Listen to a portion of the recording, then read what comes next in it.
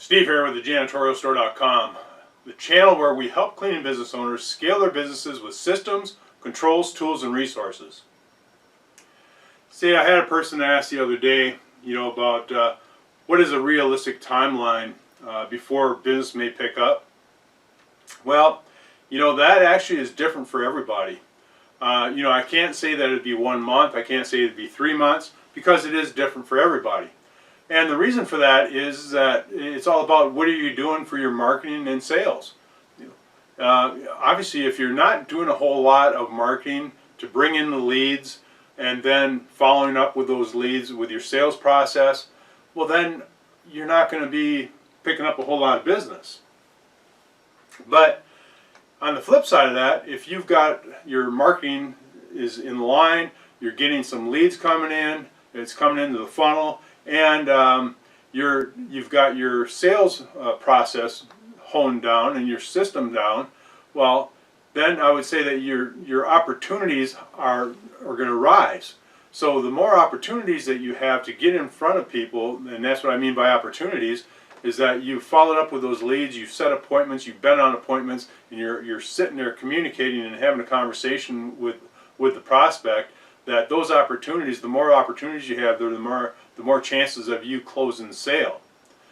And obviously that's all going to be varied because if the prospect, for example, is a price shopper, and we pick up on that early in our conversation, well, that may not be our type of customer. So that's the one thing you have to do, is that you have to qualify these prospects. You got the leads coming in, you have to qualify those leads one way or another so you don't drag it on through the sales process. You just don't want to waste that time. But generally, what happened to me is when I started my second cleaning company, I went to a city that was a small town. I think there was 13,000 people there, I believe.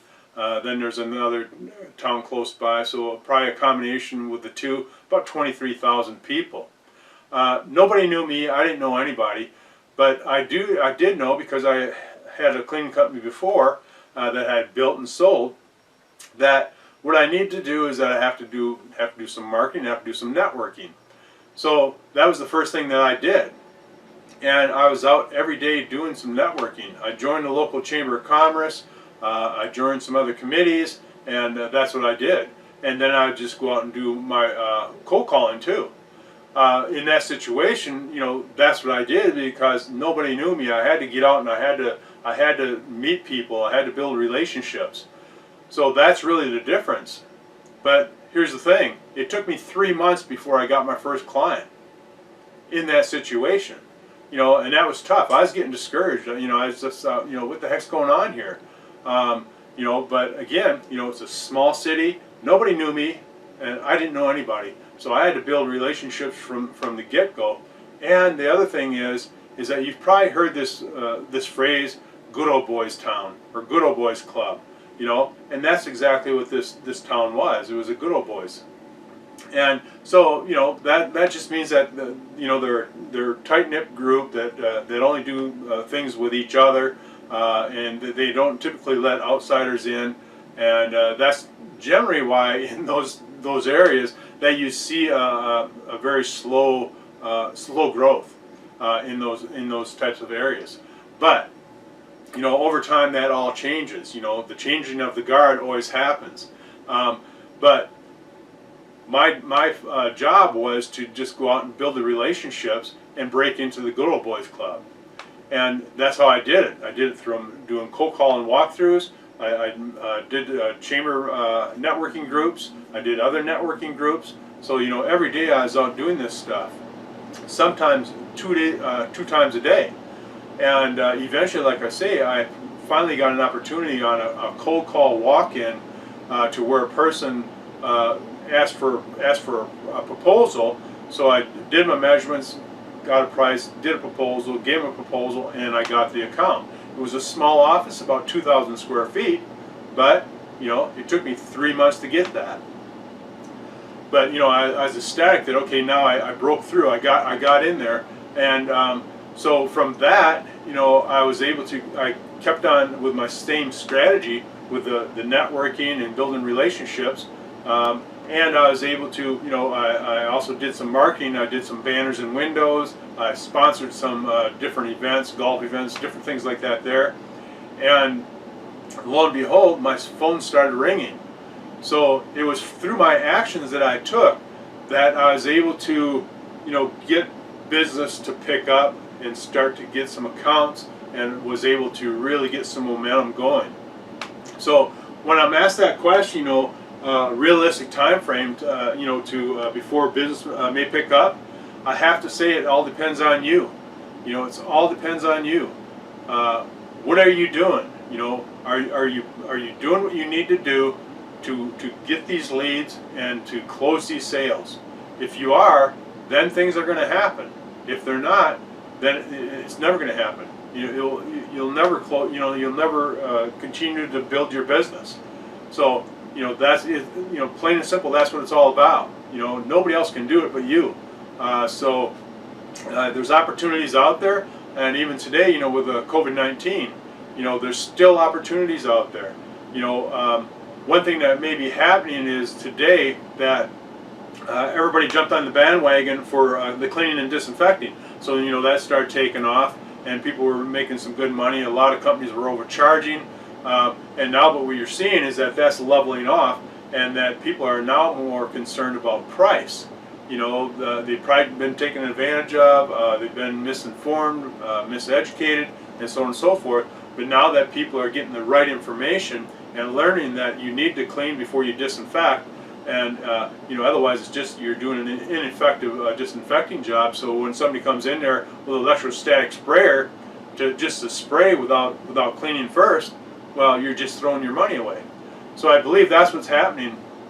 So you're starting to see that flatten out, and it is going to be all about price. And again, you want to charge a price to where you can make a fair profit. You don't want to gouge people, but that's what it's all about. And that's what all this would be about, is how much business you pick up is going to be based on your pricing. You don't want to be gouging people, but yet you have to make a profit. You're in business.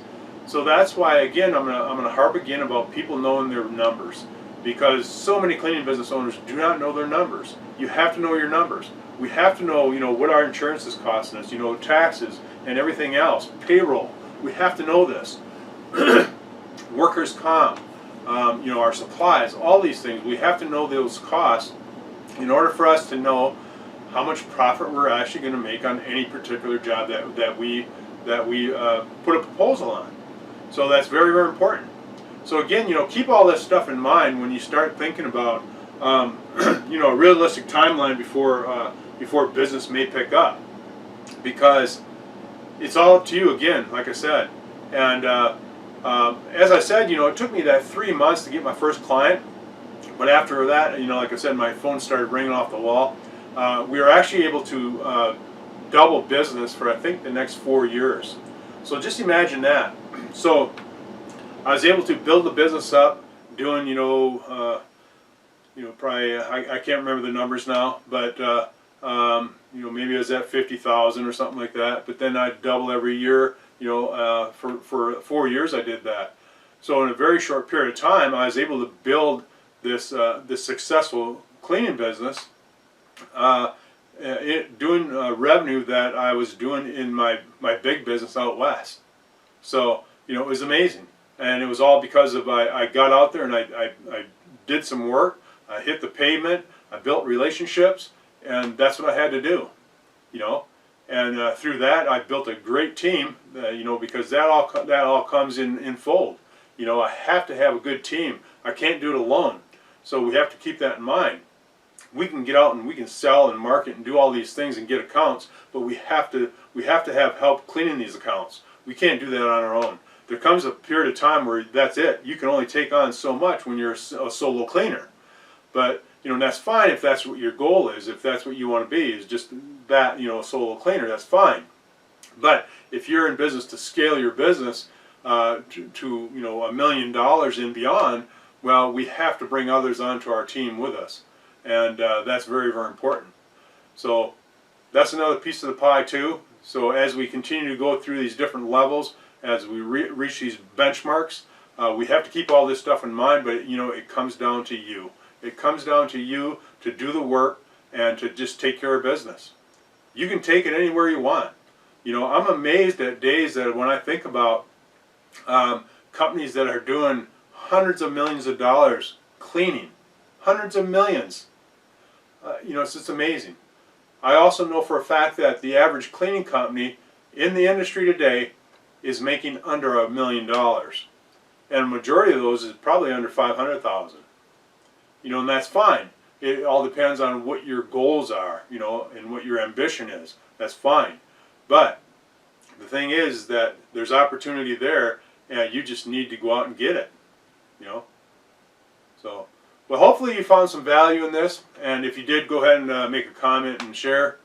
And if you have not already, go ahead and subscribe, and make sure you turn on those bell notifications to get the latest updates of new videos for building your successful cleaning business.